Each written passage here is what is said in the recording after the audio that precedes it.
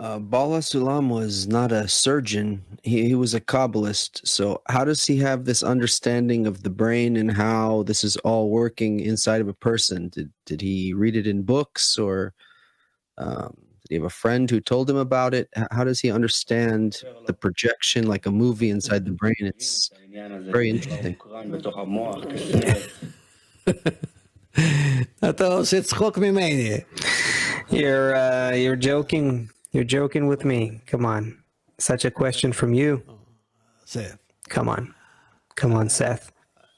המקובל מרגיש. The Kabbalist feels the foundation of reality, which is the will to receive.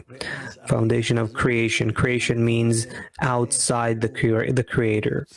So this desire, how it's shaped and structured in order for the created being to reach the degree of the creator.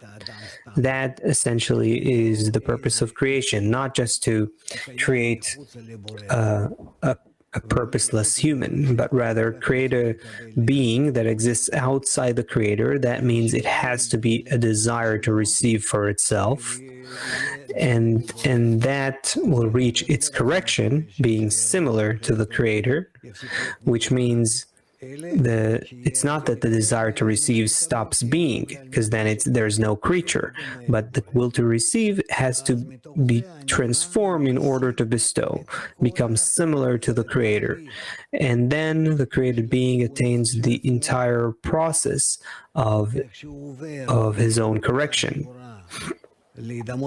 How he works from this black point to resemble the whole of creation, and then he understands how the whole of creation unfolded from the creator to him, from existence, from absence, through all those levels of detachment from above downwards, as well as all the level of ascent from below upwards. And then the created being, when he ultimately reaches the final state of development, he also attains the first state of development, first state of creation, and then everything becomes clear to him. Everything becomes attained for him, and everyone must reach it, and everyone will reach that. When? We're already capable of it right now. We're already invited to do it. So, certainly, Bala Sulam doesn't turn to some surgeon friend to know how the eye works. And no one really knows how we perceive and what we perceive, and how the world that seems to us in front of us is really just imagined within us, and we need to correct that imagination, raise that to the level of true perception, and then we'll see that everything that Bala Sulam writes is true.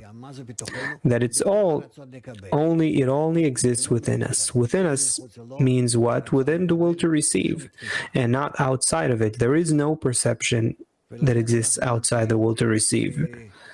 And so we are determining the spiritual space, the spiritual perception, the spiritual world, its different dimensions. It's not behind us or before us, it's in the desire itself. Now tell me, where's the desire? Where does it exist? It's a spiritual discernment that is in us and yet is imperceptible. We'll come to the point where we grasp that. Florida. Thank you, Rav. I'm asking this question because I want to know how profound this action is of covering all the crimes with love. So what should be the result in the 10 when we cover all the crimes with love? And should it be obvious to all? And is it the end of one state and the beginning of another? הפעולה של כיסוי הפשעים באהבה, האם היא צריכה להיות גלויה לכולם בעשירייה, והאם זה תחילתה או סופה של פעולה מסוימת ותחילתה של הפעולה הבאה? כיסוי פשעים באהבה הוא צריך להיות כל הזמן. Covering the crimes with love needs to happen all the time, the moment we identify our state as crimes. Meaning, what's crimes? The rejection, the lack of connection that I can cover, that is called a crime already, and then I must correct it as soon as possible.